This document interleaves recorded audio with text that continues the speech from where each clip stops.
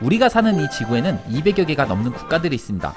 모든 국가들은 자신들을 나타내는 국기들이 있고요. 그런데 이렇게 많은 국기들 중 다른 나라와는 사뭇 다른 특이한 국기를 가진 나라들이 있는데요. 이번 영상은 그 중에서도 독특한 국기를 지닌 4개국을 알아보겠습니다.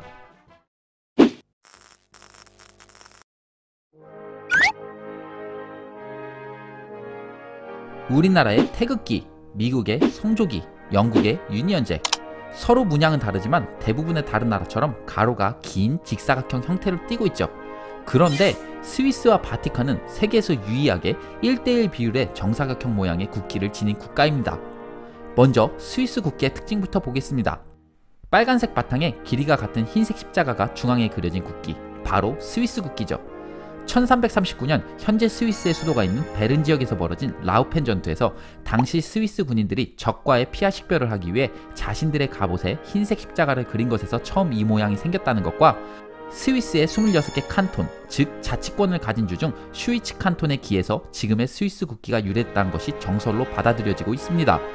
실제로 현재 슈이츠 칸톤의 주기와 매우 흡사하죠. 1848년 공식 국기로 된 지금의 스위스기가 정사각형인 이유는 스위스의 모든 칸톤이 오랫동안 정사각형 모양의 기를 사용했기 때문입니다. 그런데 재밌는 점은 이 알프스의 내륙 국가의 국기는 항상 정사각형이 아닙니다. 첫 번째, 국제올림픽위원회 IOC 규정상 모든 국기는 직사각형 형태를 띠어야 하는데요. 예로 2008년 베이징 올림픽 당시 스위스의 당시 기수였던 테니스 왕자 로저 페더러는 오리지널 스위스 국기가 아닌 직사각형 모양의 스위스 기를 들고 개막식에 참여했습니다. 그리고 두 번째 경우는 역시 마찬가지 이유로 바다에서 항해하는 선박에는 직사각형 국기를 다는 것이 원칙이라 스위스 국적의 배를 바다에서 본다면 분명 직사각형 형태의 스위스 국기 모양을 보실 수 있을 겁니다. 그런데 스위스의 많은 호수에서는 예외적으로 정사각형 스위스 국기를 보실 수 있습니다. 여러분, 레드크로스라 불리는 적십자 아시죠? 이 적십자기를 보면 스위스 국기에 아주 유사하지 않나요? 여기에도 다 이유가 있습니다. 스위스 출신의 앙리 디낭은 나폴레옹 3세를 만나기 위해 이탈리아로 향하다 그 당시 벌어지고 있던 솔페리노 전투에서 사망하거나 부상당한 병사들을 보고 이들을 구하기 위한 단체 설립을 생각해내며 솔페리노의 회상을 출간합니다. 이런 그의 노력으로 1863년 적십자사가 창설됐으며 이런 공로로 1901년 그는 제1대 노벨평화상을 받았습니다. 그의 업적을 기리기 위해 그의 모국인 스위스의 국기와 같은 모양과 색깔을 채택하며 색만 바꾼 형태로 적십자기를 만들고 적십자사는 스위스 제네바에 본부를 두게 됐습니다. 세상에서 가장 작은 면적에 가장 인구가 적은 교황령의 작은 도시 국가 바티칸. 스위스와 마찬가지로 세상에서 유일하게 UN 소속 국가 중 정사각형 국기를 가지고 있습니다. 1929년 무솔리니로 대표되는 이탈리아의 파시스트와 교황청은 지금의 교황령 바티칸 시국의 모습을 갖추게 한 라테라노 협정과 동시에 지금의 바티칸 국기를 공식적으로 사용하기 시작했는데요. 현재의 바티칸 국기는 과거 교황령이라 불렸던 페이팔 스테이츠의 국기와 카톨릭의 역사를 그대로 담고 있습니다.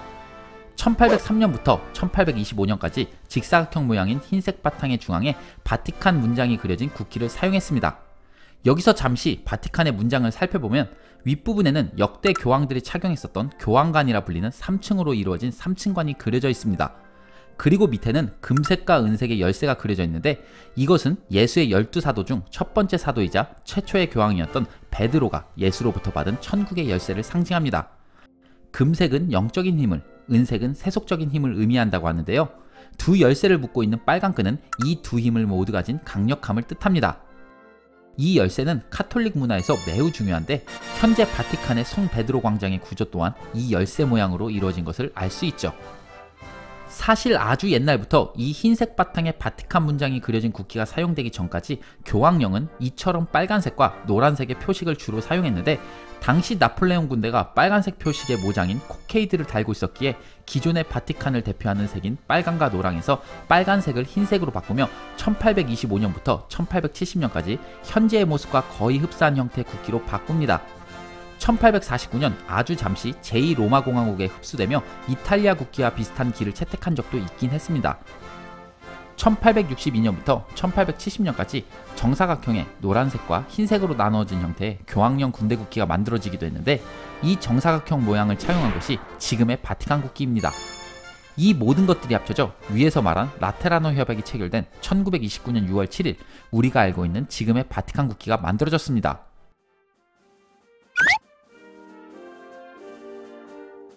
아마 가장 신기한 모양을 가진 국기라고 하면 네팔 국기이지 않을까 생각합니다. 크기가 살짝 다른 삼각형 두 개가 위아래로 있는 모양을 띠고 있는데요. 남아시아에 위치한 네팔의 국기가 삼각형인 이유는 옛부터 이 남아시아 지역은 삼각형기가 많았습니다. 지금 나와 있는 기는 인도 펀자브 지방의 신도가 많은 시크교를 상징하는 기인데 역시 삼각형인 것을 알 수 있죠. 눈에 확 띄는 이 네팔 국기는 1962년 12월 16일 공식적으로 채택됐습니다.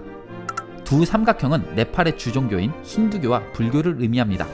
재밌는 점은 부처는 네팔의 룸비니에서 태어났지만 현재 네팔 인구의 80% 이상은 힌두교를 믿고 있습니다.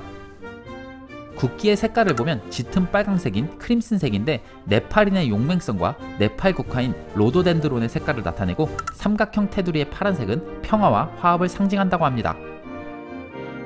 위아래에는 각각 흰색의 두 문양이 있는데 위 삼각형에 있는 것은 달을, 밑에는 태양을 나타내며 달과 태양처럼 네팔의 영속성을 기리는 의미이자 달은 히말라야의 냉대지방을, 태양은 네팔 남부 저지대의 무더운 지역을 표현한다고 합니다. 재밌는 점은 올림픽에서 정사각형의 스위스 국기는 안되지만 아직까지 네팔 국기는 사용 가능합니다.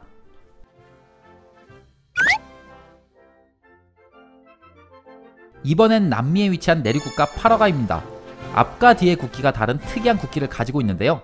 앞뒤 모두 프랑스의 3세기의 영향을 받아 똑같은 색깔로 세로줄에서 가로줄로만 바뀐 형태입니다. 완전히 다른 점은 가운데 흰색 부분에 있는 그림입니다. 1842년부터 앞뒤 다른 국기를 채택한 파라과이는 2013년 현재의 국기로 최종 수정했습니다. 먼저 앞부분의 문장은 노란색 별이 초록색 리스에 둘러싸인 파라과이 국가 문장이 그대로 그려져 있죠. 그렇기에 위에 파라과이 공화국이 스페인어로 쓰여 있고 뒷부분은 파라과이 재무부 인장이 그려져 있는데요. 황금 사자가 있고 그 위쪽에 빨간 모자 보이시나요?